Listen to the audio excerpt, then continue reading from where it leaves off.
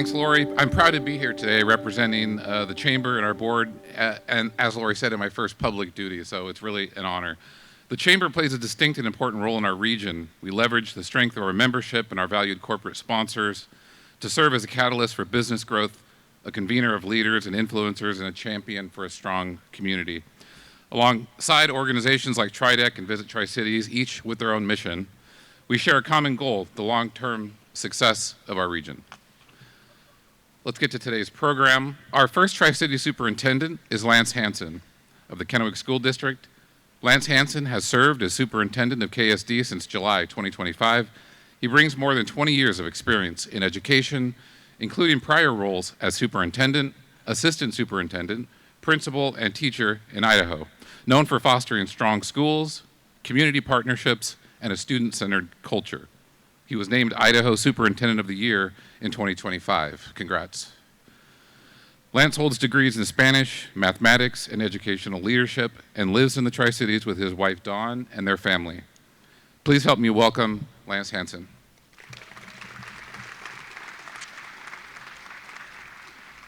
Thank you for that introduction. I got to update my bio. I've been in education for 33 years, so over 20. Thank you for that. I'm blessed with 5 children, but more importantly, 7 grandchildren. And that's why we have kids and survive kids so we can get to the grandkids. So, did I just, hello? Okay. So thank you for that warm welcome. I'm excited to talk to this group about what we have to offer in the Tri-Cities. And I can tell you right now, we're very blessed not only to have the quality of education here, but the leaders we have today. So I thank you for my teammates. You're gonna get to hear from them. They're only gonna get better. How are we doing? I'm not touching it, I promise. But we'll do this. I'll do this. Okay. I won't start singing, though. All right. The other thing I'd like to do is make sure that a special welcome to STCU for their sponsorship of this. But they do other things, like, for example, in the Kennewick School District, and I think around for our administrative assistants, they make sure that every year they're recognized. So a special thank you to them. One more round, please, for STCU. Also, I have some recognitions. I have not only, I feel like that we need a lot of support, and so each of us got a table. So I know we have our Pasco folks, Richland folks, my Kennewick folks in the back right there. Hello, everybody, please give them a thank you. Yep. Hello, all right. This is going well. All right, we're going to talk about skills that we have. So technical skills are part of that. So my crew back there, I really appreciate them coming. I got my 3 assistant superintendents, Alyssa, Tom, and Melissa, director. I've got Paul Randall right there, who actually services all of us for TriTech.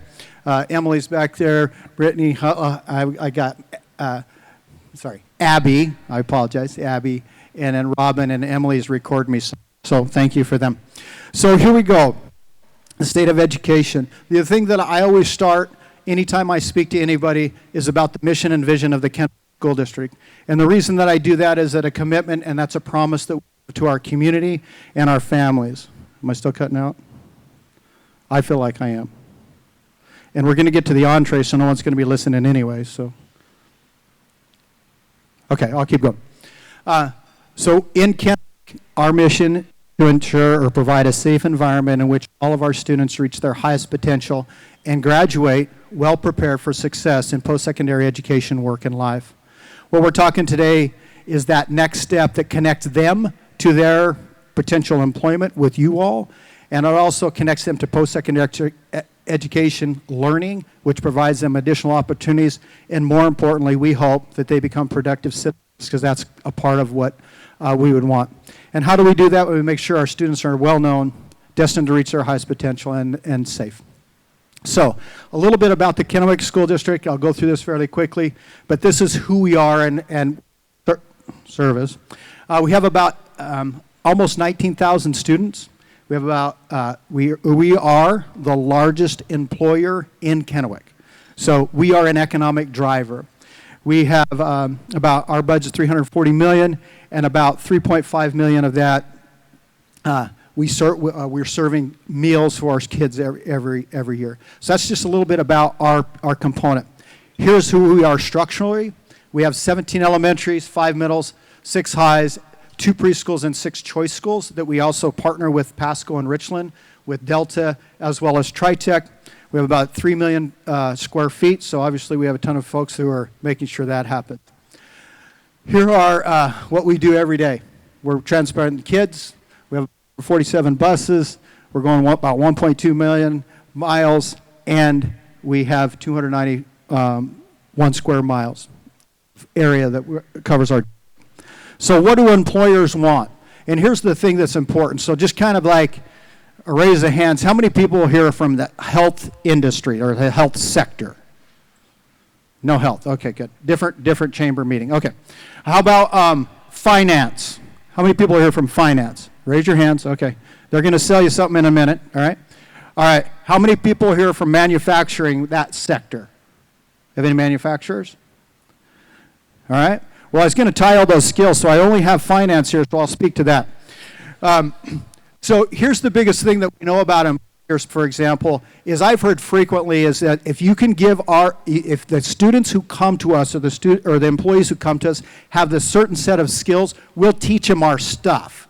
Like, we don't have specific things that do your software, but I hope that when we're preparing our students, that they're getting the skills so that they can be successful employees and long-term employees in your business, whatever that sector may be. Because we know that retaining of our employees helps us, creates a better product for whom we are serving, and as well as grows our company. So, what are those skills? Critical problem solving, like this mic. Emotional intelligence. That's a huge aspect of what we want our kids to do, and how do we develop that? Our self-management, our kids, our students, I shouldn't say kids, but in the world, like how best do our people manage their time, find work balance with life balance, but importantly still become productive employees, which helps our economy. Communication and reliability, like someone's calling me. Okay, so here are dual credit programs that we have. 59% of our students complete a dual credit program, and if you're not familiar with that, that's where they're earning college and high school credit at the same time. We have over almost 3,000 credits that are earned by over 520 of our students, and with that, you can see that that connects to post-secondary education success. We have almost 2,000 students who receive their biliteracy skills through English and Spanish, our dual language program, and I know that others will talk about that as well. And we have about 1,000 who receive their seal of biliteracy. And we know in our communities, those, and Europe's done this forever, those who have multiple languages really have access to greater world and global economy. So here's a little bit more about students.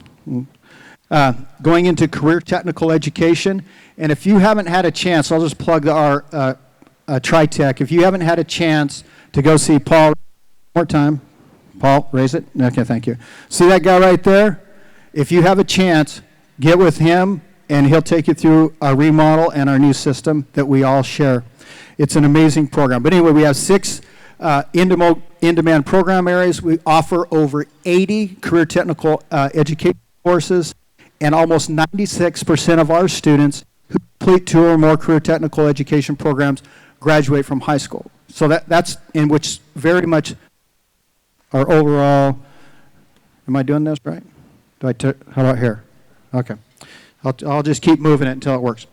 That's a greater average than what we have with our students who maybe don't take career technical. And we have 50 industry recognized certifications that our students use or have. Here's our Career Technical Center at TriTech. This is a little bit about what we offer here. We service 8 different school districts around the region, if you're not familiar with that. We have 19 in-demand career technical programs that are offered there. Everything from pre-vet, so if you want to come in and hold little animals, come on in.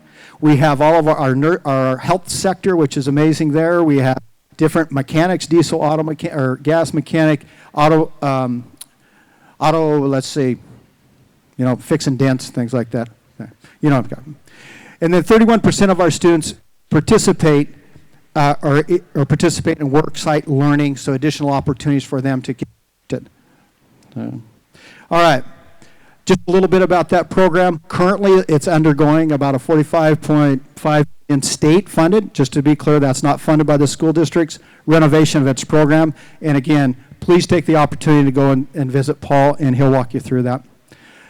Here are our 130 industry partners. You can see all of those that we have up there. The reason that we have that up there is not necessarily about the names on that list, but we want to ensure that our community, that we are connecting with our industry. So that also helps us with all of our career technical programs. We are required to have what are called technical advisory committees, or those from industry that help guide our programs to ensure that our kids are getting the skills that they need in order to be successful in those sectors. So whether that's, again, all of those different programs, so you can see that. So how do we do that? Well, here's what's important. If that's the guarantee that we have when our students leave us, we have to have programs that develop these skills. And these programs take funding, whether, that's just part of it. And in the state of Washington, what we have is a prototypical school funding model, which gives us X number of dollars, and there's a gap that is there between what we receive from them and what we need. So, I've already talked about vision. We have two, in Kennewick, there are 2 levies on the ballot. The first one is our EP&O replacement levy. It's a 4-year levy, and the easiest way that I describe this is SOS. We provide supports and opportunities and safety for our students that are supported through the levy. So here are some examples of supports that we give, and what we talk about here is in these categorical spaces up here, we employ more employees in which we are funded for. So, for example, if the levy doesn't pass, that doesn't mean we won't have a secretary. That's not what it means, but we have more. School counselors, school psychs, et cetera, that provide additional supports for our students. Opportunities. Anything that our students do, and by the way, this is common for all of our districts, anything our students do in which they have an adult who supervises them after school or before school is paid for with levy dollars. So when you start thinking about in your sector, what are the skills that I need? Sometimes, and maybe I would argue most times, those skills are developed through additional opportunities that our kids access, which include band, choir, drama, athletics, all athletics.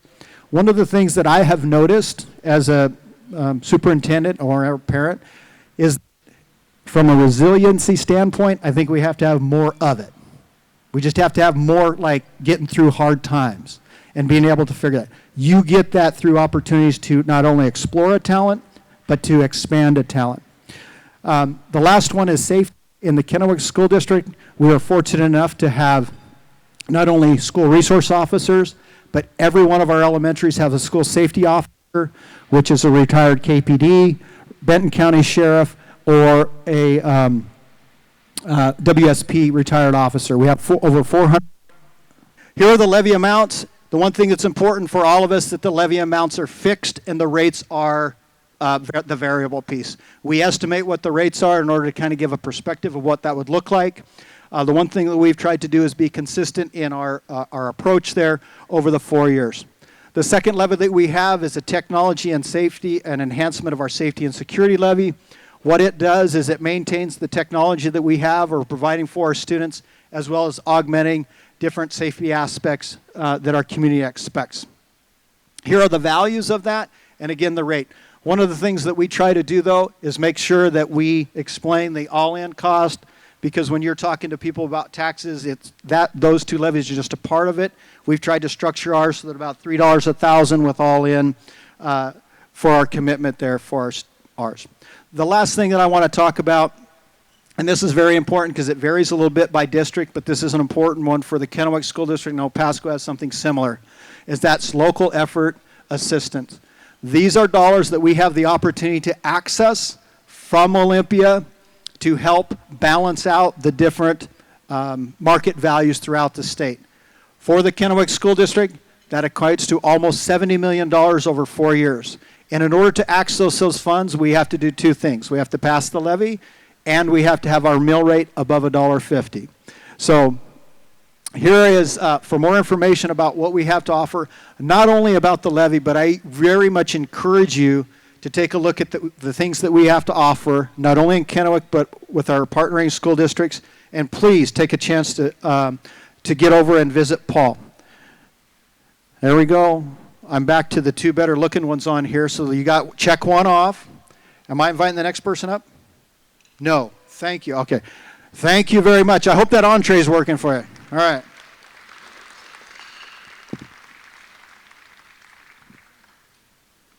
Thank you, Lance, for working out the mic issues for us.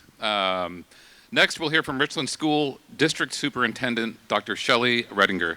Dr. Redinger has served as superintendent of the Richland School District since 2020. Began her career as returning to the community, where she began her career as a classroom teacher and later served as principal and district leader. She has led school districts in Oregon, Virginia, and Washington, including 8 years as superintendent of Spokane Public Schools. Dr. Redinger holds multiple degrees in education and educational administration and is committed to student-centered instruction and strong community partnerships. Please help me welcome Dr. Shelley Redinger.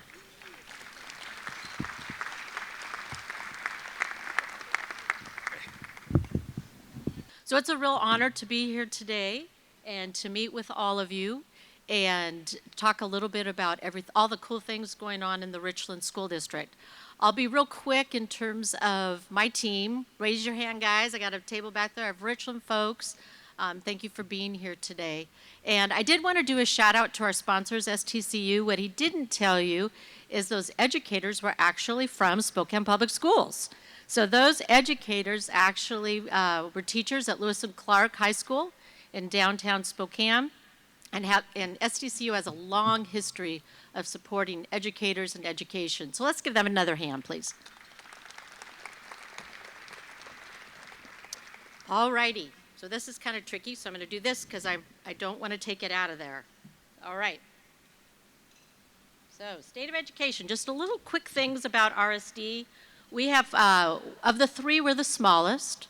We have 21 schools. We have an early learning center. We have 11 elementary schools, 4 middle schools, 2 high schools, and 3 choice schools. We have 13,800 students. We usually hover right about there, and 1,600 employees. So a little bit about it. So the big thing that we're here to talk about today is preparing students for the workforce. And we take that very seriously, as I know my colleagues do as well, because that is the key to a healthy community, is to have a strong workforce, strong schools. And so my team, a couple of my team members that are here, one is our CTE director. Her name is Amy Miller. Amy, raise your hand, please. And if after this presentation you want to partner with the Richland School District, please reach out to Amy. We want to continue to build strong partnerships with our community and especially our business partners. All right, so we start young. Elementary is very important. Students actually, by 5th grade, start making decisions about their trajectory, their passions, and then it really starts to solidify by 7th grade. So we're missing opportunities if we don't connect with our students and careers and pathways, show them what it looks like. You know, what is an engineer? When I was growing up, I thought for years an engineer was someone that drove a train. Was the person in charge of the train. And I'm actually married to a mechanical engineer now, so I do get it now. So building foundations. So we have DI, Destination Imagination, is a wonderful opportunity for students to think creatively, think out of the box, problem solving, how to do things quickly on your feet. We also have a very strong first LEGO League robotics. This really is important for building basic coding skills, which we all know that's everywhere now.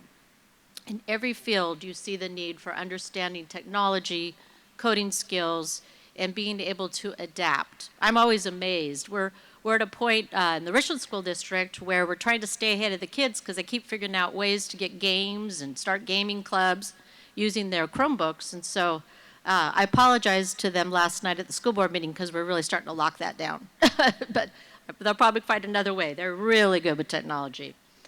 We also have very strong math clubs. We have won state champions, regional championships, and national championships in those competitions. So middle school, this is where there's a big exploration of possibilities. And like I said, 7th grade is a real critical year. So we have really been focusing on this. I know looks like a huge percentage increase, but really focusing on middle school and exploring and getting more hands-on education, real life education, because at this age they're starting to really say, okay, in elementary school math was patterns, it was learning how things work, solving problems, but they need to understand algebra. What does that really mean in the real world? Not just memorize these numbers. And so we're finding more and more that hands-on application is making a huge difference for our students. Some of the class options we have is computer science, food science, robotics, broadcasting, and careers in esports. That we're finding students are really interested in that. Gaming is becoming more and more popular as well as a learning tool. And I want to say, too, the kids love food science. I don't know how many of you remember, I'm showing my age here, but I remember we all loved home ec. How many of you had home ec in high school or middle school? Home ec. Well, then there was this period of time when it's like, well, you know, we don't need to teach kids these skills. Well, it is coming back with a vengeance, and I'm glad. And so that is our food science, but really tying the science into it, the chemistry, et cetera. We have more and more opportunities for 8th graders to get high school credit, and we're focusing on 21st century skills.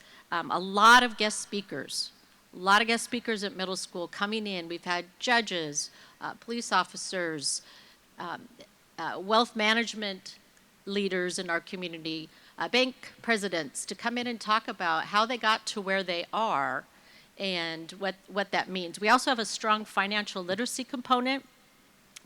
We partner with Junior Achievement at the middle school level, and then at the high school, it is a required course in the Richland School District. High school, all right, now we're digging deeper, diving deeper. Students are really we're trying to get them some real skills that they can use right away in the workforce so that they are competitive to get that position.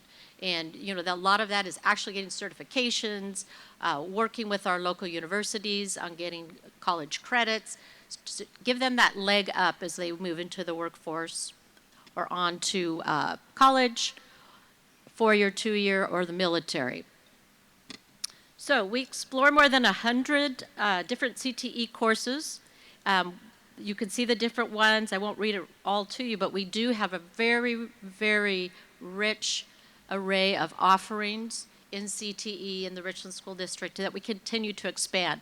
We're very fortunate when we hired Amy Miller. She came from another school district on the west side with just loads of experience, loads of connections, and she's helped us just explode our offerings. So again, big thank you to Amy. All right, and just a little bit more, we have a lot of worksite learning opportunities and internships. At RSD, it's always fun when we have students that work for our IT department, work for the grounds department, nutrition services. We have students that are paraprofessionals in our early learning center. It's just fun to see them actually getting those real skills. But we do want to continue to partner with all of you. So again, please reach out if you would like those opportunities. We love the TriTech Skills Center. Really looking forward to the new grand opening of that facility. And really big, we've been expanding our industry recognized credentials, again, to give the students a leg up as they enter the workforce. We have more than 100 courses. I think we kind of talked about that. We have some new courses, veterinary science, kinesiology, game design. I knew that was in there. That's a real popular one. And then forklift operators. Amy said that we have a lot of interest in that. And so then these other pathways. I'll kind of go through this quickly here. And again, this is really big, connecting students with employers. Here's some of our worksite partnerships. So a big shout out to Gisa Credit Union, P&L, Energy Northwest, Cadillac, Toyota of Tri-Cities, Goodwill Industries, CBRC, the City of Richland, Ben Franklin Transit, the Children's Theater, Planet Fitness, Life Care Center of Richland, Ace Hardware, and we're always looking for new partners. I'm happy to say that many of these companies actually have hired students. Most of them have hired students that have been through this program. And then again, that worksite learning at RSD. Okay, and I'll go quickly through this. Lance really summarized it, but all I'm going to say is that we do have levies are for learning. We also have 2 on the ballot. We've been doing a lot of town halls, so I think all the Richland folks, West Richland folks have seen all of this. So I'm going to go through it. And so learning about levies up at our website right there. And just remember to vote.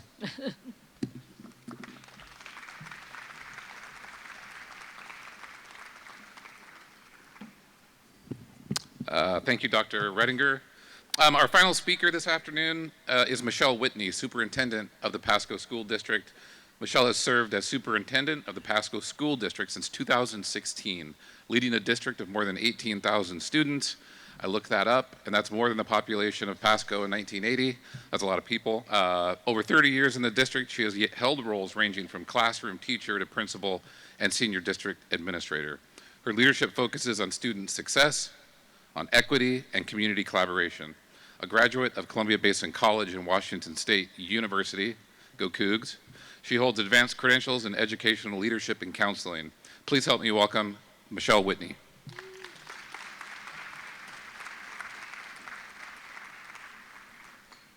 So good afternoon. It's just a joy, pleasure, and honor to be here to address what I think is one of the most critical things that we do in our community, which is educate our youth in partnership with amazing community partners like we have here tonight or this afternoon.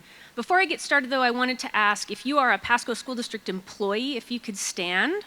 I know I have employees here. I have employees in the back. I know I have an employee over here. If you could clap for them, I would really appreciate it.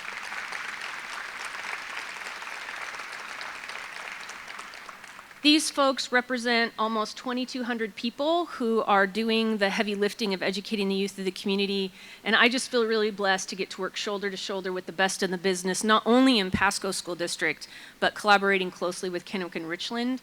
You know, regardless of where our kids live, they're all our kids, and it is truly a network of investment that influences the lives of this community and has our kids leaving our system into our community so they can be contributing members. I know many of you in this room are also partners in various ways with our local school districts, and I always say many are the people who say there's partners, but rare are the people who actually live the values of partnership. And I think we're really lucky in all of our communities, whether it's Pasco, Kennewick, or Richland, that we see our partners showing up in real genuine and authentic ways, investing in the youth of our community. So I just want to say thank you and to tell you how incredibly proud I have been to serve this organization for 30 years. This is my 30th year in Pasco School District, my 10th year as superintendent. I am a very proud product of this local community's education system. I went through public school, I went to CBC. I have 13 years of post-high school education that allows me to be a superintendent, all of which were right here except 2 years that I spent in Pullman. And I am in Pasco School District not by accident. This was my dream job. My dream was to be a teacher in Pasco. Now, I'll be honest, I didn't know I was going to end up the superintendent. That was a bit of an accident. And it really was about paying back the community who invested in me by saying yes when I was offered opportunities to use my skills, strengths, and talents in service to a community I've loved my entire life. So it's a privilege. We serve 18,876 students, the majority of which self-identify as Hispanic. 13% of our students, or a little over 13% almost 13% of our students take advantage of our special education programs. A little over 70% of our students are self-identified as receiving free and reduced lunch. 32% of our students meet the definition, state and federal definition of an English language learner. However, 56% of our students come to us already speaking another language other than English. And about almost 6% of our students are identified as receiving support through migrant funds. Like I said, we have just a little over 2,200 employees. A little over half of those are certificated, and the rest of those are classified. And the picture here on this slide is particularly meaningful. This is Gabriella Whitemar. She's a Pasco High School teacher and also Washington State Teacher of the Year. I know, she's incredible.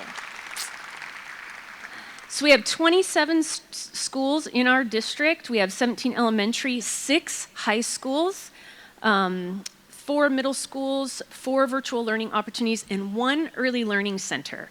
The Early Learning Center is housed in the old Senior Center. Those of you who've been in our community for a period of time will know where the Senior Center is. The district purchased it before I became superintendent. We retrofit that building, and it serves about 300 3- and 4-year-olds. So if you can't be happy there, I can't help you. They're little tiny chairs, and kids spontaneously just run over and hug your leg and run off. It's like the best place in the universe. In this building, and I think it's particularly kind of this great dichotomy of it used to serve our oldest residents of the community, and now it serves our youngest residents in our community. Half of the students are typically developing 3- and 4-year-olds. The other half are students who are part of our early special education program. So it's this beautiful place where both typically developing students and special education students are learning together as they get ready to launch into our K-12 schools. So it's a beautiful place to be, and if you ever want to take a visit, let me know and I'll go with you, because there's nothing like having a little kid run over to you and just spontaneously hug your leg and maybe wipe their nose on your pants. We in Pasco are committed to a strategic plan that's centered around 5 what we call outrageous outcomes. And they're 5 100% goals that start with students reading on grade level in their language of instruction by the end of 3rd grade, passing algebra by the end of 9th grade. Some of our students do that in 7th, some do it in 8th, but we want all of our students to do that by the end of 9th grade. We want all of our students to be on track for graduation at the end of 9th grade. That's very predictive if kids are going to drop out. When I came in as superintendent 10 years ago, 36% of our students were on track for graduation at the end of 9th grade. I said the same thing, my response was, oh wow. So we got serious about influencing that data, and now about 76% of our 9th graders are on track for graduation. Yes, thank you. That data did take a big hit during the COVID time, but we're bouncing back from that, and it's really evidence of very specific and intentional work by the entire system. It's not just a high school focus, but really the entire system focusing on ensuring students have the skills and aptitude to be on track in 9th grade. We also are committed to 100% of our students graduating, but not only graduating with a career path. And I think you'll see in my presentation today that we've taken very specific steps to ensure that students could have those opportunities while they're with us.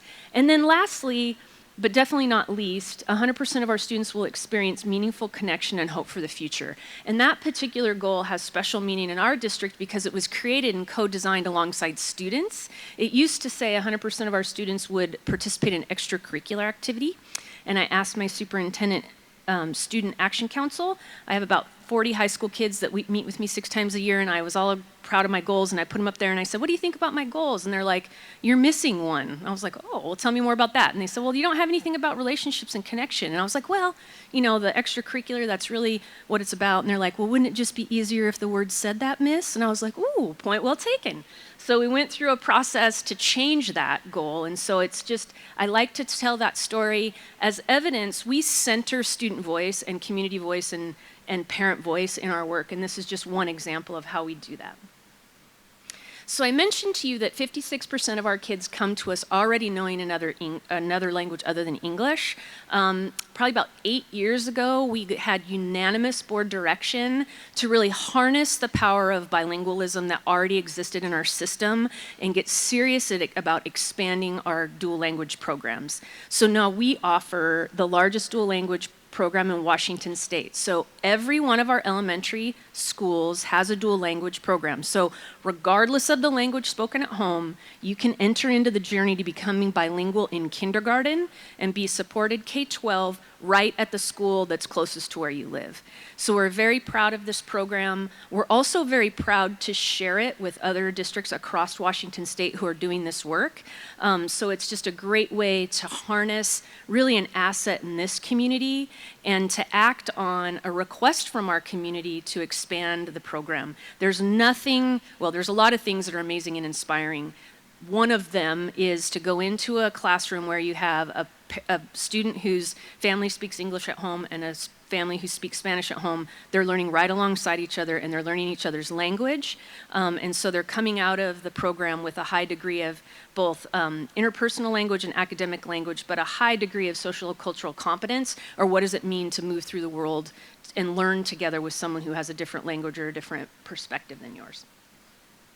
So like I said, one of our 5 outrageous outcomes is focused on graduation, but graduation focused on career paths.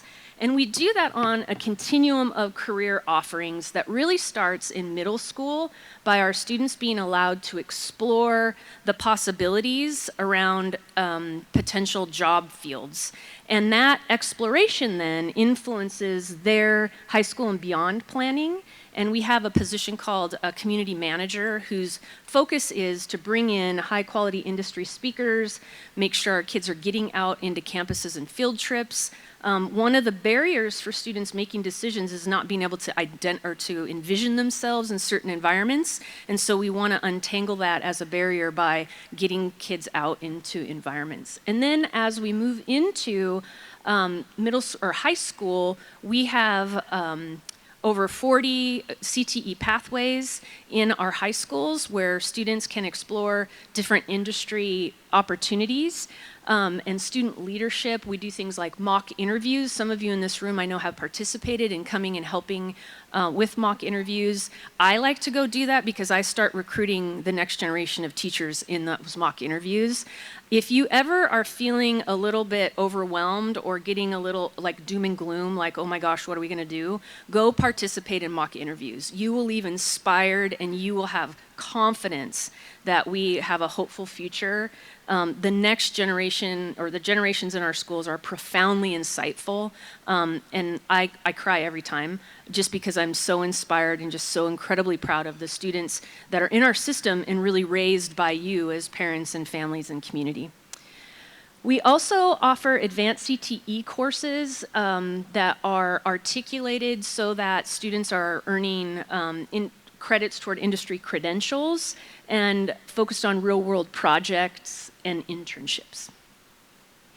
So in addition to a really robust set of CT offerings at all of our schools that are similar, each of our high schools also has a CTE signature program, or at least one CTE signature program. So Chiawana High School has a signature program focused around STEM, and information technology. And the interesting or the innovative part about these partnerships or these pathways, signature pathways, is that they allow kids to move through a pathway within the 4 corners of the high school that will articulate into potentially dual credit opportunities, but there's also a partnership with someone in our local community as a potential employer.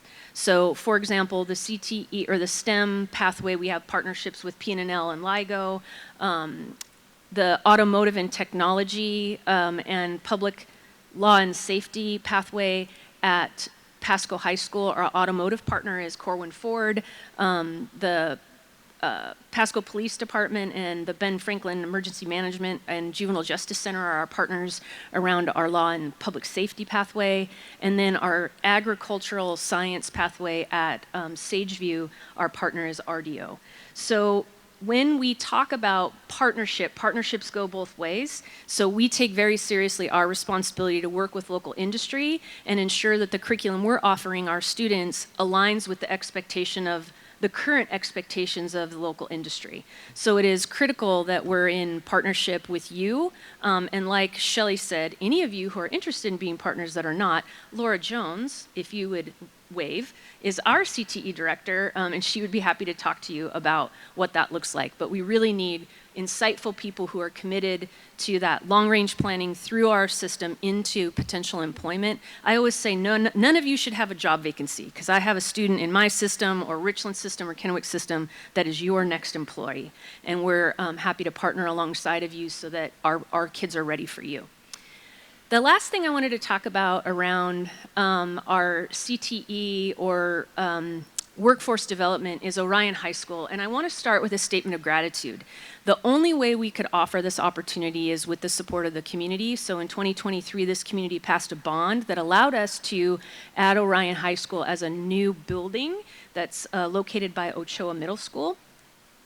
And its innovative approach is really about being project-based and interdisciplinary, and it focuses on career pathways in high-demand areas in healthcare, engineering, and advanced manufacturing. Those areas were specifically chosen because those are the high-demand areas in this region.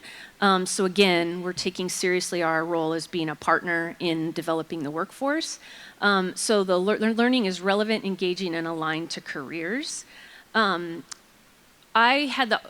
go into schools a lot. That's my happy place. Like when I get overwhelmed or I feel like, you know, I'm the wrong person for this job. Like I don't know. I go hang out in schools.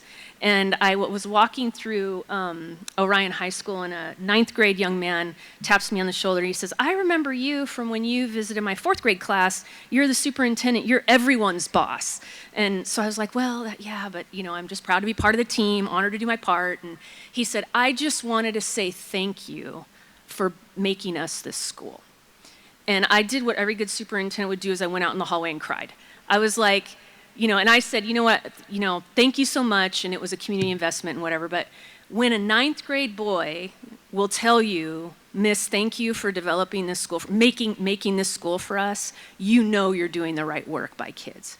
So I'm passing along that young man's gratitude to all of you who help support and make sure that that could be an opportunity that's available to Pasco kids. Yes. Don't I have the best job ever? Yeah, I know. So the last thing I wanted to highlight is our Team Pasco Home, and this is a really incredible opportunity for kids and has been a partnership that's been available in Pasco for decades.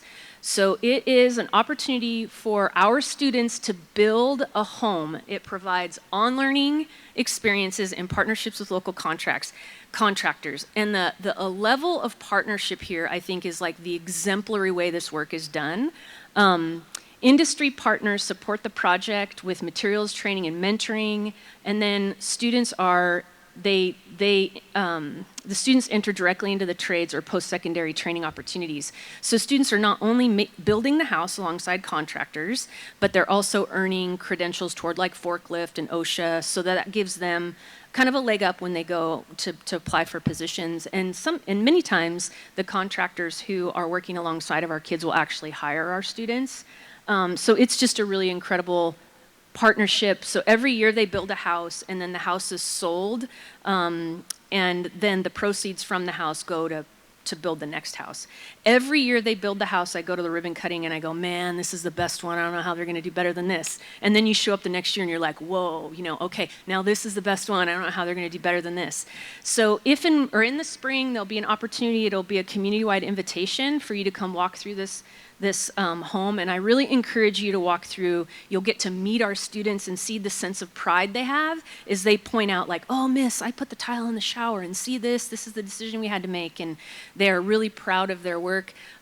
Last year, the house sold, I think, before it was even kind of on the market for a full offer, and like I said, it was sold before any of us even saw it, so.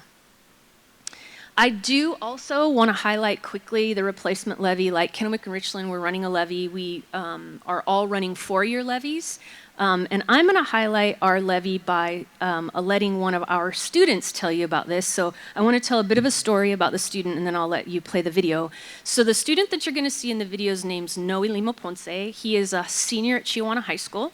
He is he had participated in our dual language program, so he's fully bilingual. He is a champion speech and debater, so he can debate you and beat you in English, and then he can turn around and debate you and beat you in Spanish too.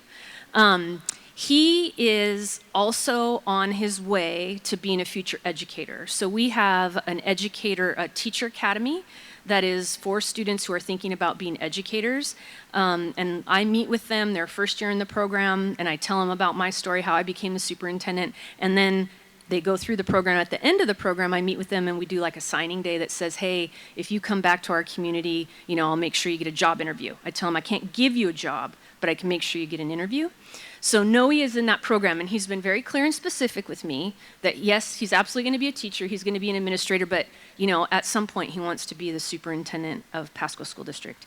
And I fully believe that Noe will do that. Matter of fact, I was at a conference here recently with Noe where I was presented an acknowledgement and honor, and I stood there with Noe, and I'm holding the plaque that I got, and I said, Noe, one day this is going to be you.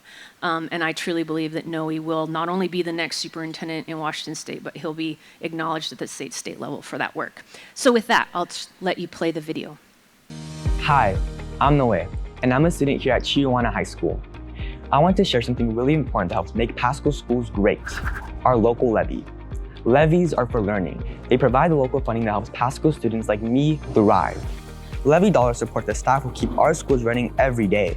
Our school resource officers, nurses, custodians, and teaching assistants. They're the friendly faces who keep our schools safe, clean, and welcoming so we can focus on learning. Did you know that our levy funds about 10% of our entire district budget? That's a big part of what makes so many of our programs possible. It also supports the experiences that make learning meaningful, advanced courses, electives, and the programs that help students discover their passions, like art, theater, mariachi, marimba, marching band, orchestra, choir, athletics, and so much more. These are the things that help us connect, express ourselves, and prepare for what's next. Our current levy expires in 2026. Renewing it keeps these vital programs and supports in place at an estimated rate of $2.17 per 1,000 of assessed property value. It's not a new tax. It is a renewal that maintains what we already have and keeps Pasco schools moving forward. When our schools are strong, our whole community thrives. Because great schools make great neighborhoods, strong local businesses, and a brighter future for all of us. Please remember to vote in the February 10th election.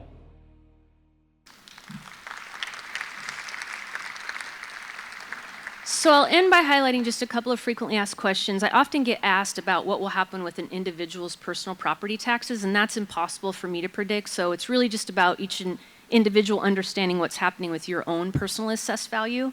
I also get asked what happens if the levy doesn't pass. We can run a levy or run an election twice in a single calendar year. It's about $50 million of funding for us between the levy and the levy equalization dollars. So for us, that's critical. So we would absolutely going back to our board to ask permission to run it again, and we would have opportunities then between now and 2027 to run it again. We need levies passed with a simple majority for 50% plus one vote. And if additional houses are built in Pasco, will we get more money? And the answer to that is no. We run the levy for an amount, and that amount is spread out across the community. So if you think about it like a gift card, if we're going to buy a $100 gift card and there's 4 of us, it's going to cost us each $25. But if there's 5 of us, it's going to cost us each $20. So it's the same thing with levies and additional homes being built. The election is the 10th, and we just encourage you to register and participate in your opportunity to vote. So this is me at PSD, and I'm proud and honored to serve a community I've loved my entire life. So thank you.